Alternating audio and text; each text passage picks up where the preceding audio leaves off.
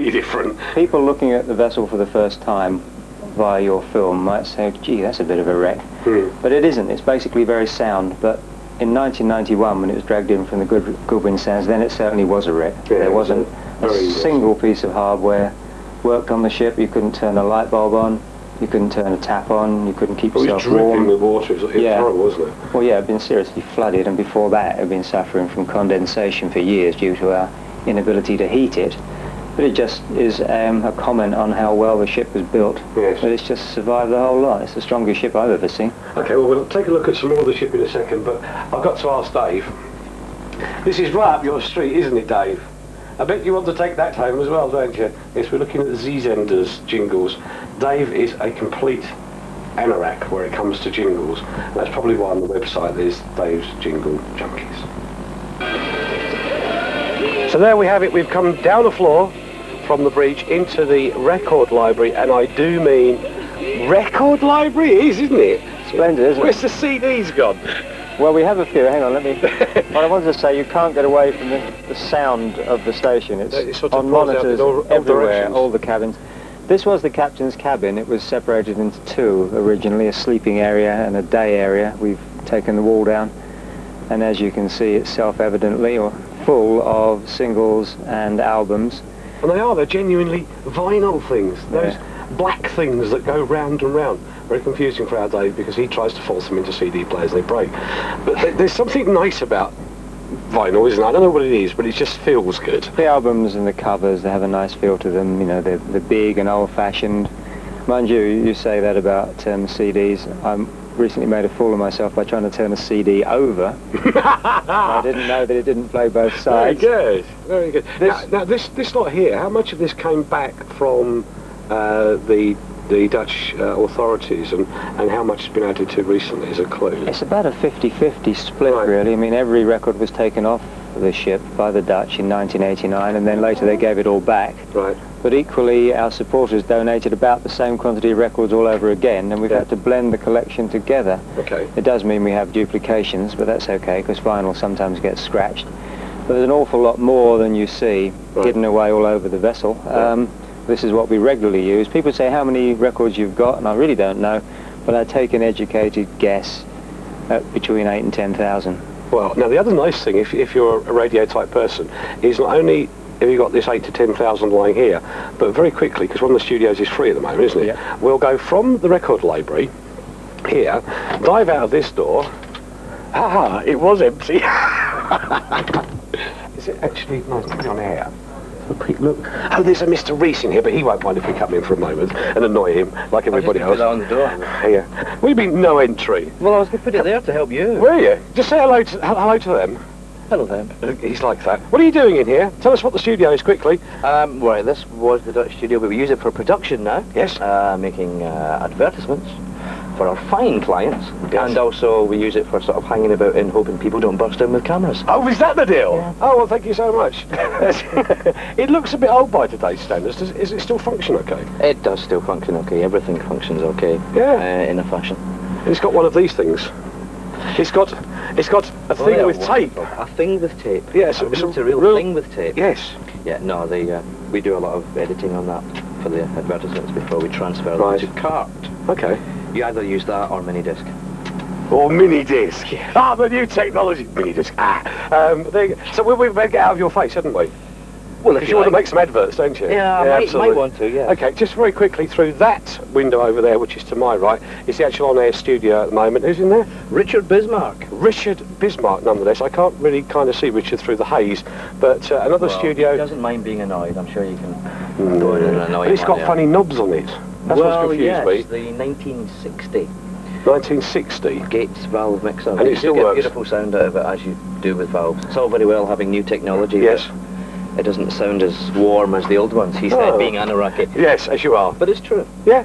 Okay, well, we're going to annoy Richard. Thank you, darling. You carry on with your production. Well, thank you very much. I'm sure it'll be wonderful. It's lovely to see you again. Mr. Reese, it's always your pleasure.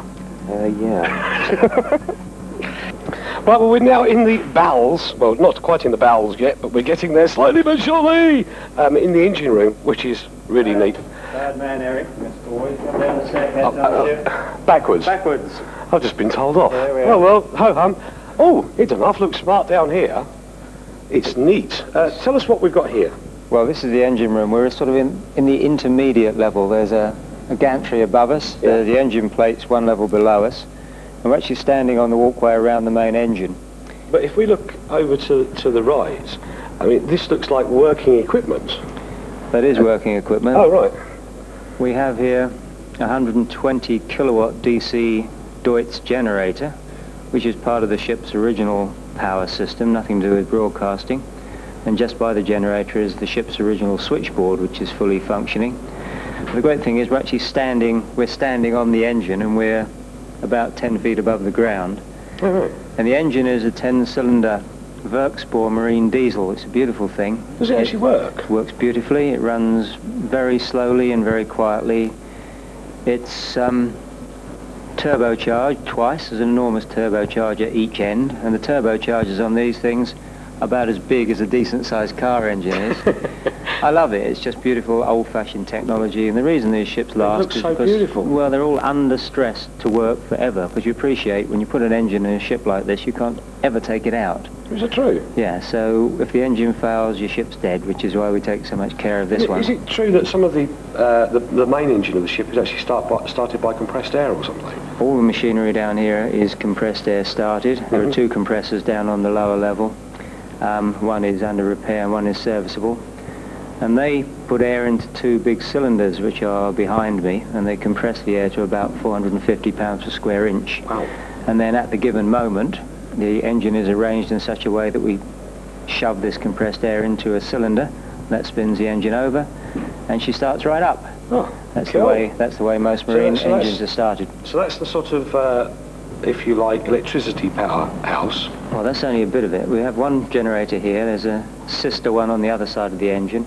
There's a smaller one below here and behind me, which we use for harbour use. Yeah. And of course there's another enormous generator which actually is connected to the engine. So whenever the engine is turning, that generator is turning too. And all those things were just to power the ship. Yes. And have nothing to do with the broadcast side of it. Now moving over this side, this is obviously the main ship's engine, and it is just enormous. You've just got to see it to believe it. I mean, I wouldn't want to go into my nearest whichever car dealer and get the tappets adjusted. It's just massive. I mean, will this ever run? I could start it for you now if we had compressed air up, but it takes about 2 or 3 hours to charge up the air. It would actually work? Oh yeah, it's a beautiful thing. I mean, it's so... You see, you can't have a ship break down. They always have to be able to get back home. So, yes, that's right. Although this is a 10-cylinder engine, if something goes wrong with a cylinder or two, you can take them out of circuit, run on 9, run on 8, run on 6 right. or less if you have to. Yeah. If everything goes wrong with this engine, you can run these generators and turn the shaft generator into a motor. You can run on that. Because I can't, it's quite true. I've never heard of a ship actually not having power left. It's very unusual and very catastrophic. Right. And when the ship was actually working, I mean, how many people would be around here looking after the thing? We have a chief engineer, a second engineer, and then 3 or 4 oilers that would just walk around observing everything on a continuous basis. Were they actually kind of oiling things up all the time? Oh yes, you see, you put the oil in here. Yeah. Every few minutes you top up the oil on the rockers and the push rods and the valve tops, and the valves themselves are water cooled because they get so incredibly hot. Every cylinder head has its own temperature gauge. The exhaust temperature of each outgoing exhaust is metered because the temperatures are very important. Okay.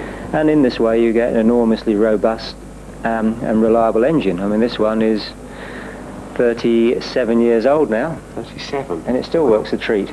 Okay, so that's that bit. What I think we ought to do quickly now is go and have a look where the big transmitters were. Well, you're going to be a bit disappointed, but never mind, let's approach it with an open mind. Absolutely. And what you must remember on a ship, never run. Yeah. Never whistle. Never whistle? No, it whistles up a wind. All right. Always look out where you're going, because there's nasty bits. innumerable things to knock your head on. And those long-tailed rodents, which tend to... you must never call them what they're called. You must call them Bradford lads. Eh? All right. So you'll be all right. Bradford lads. If you follow those rules.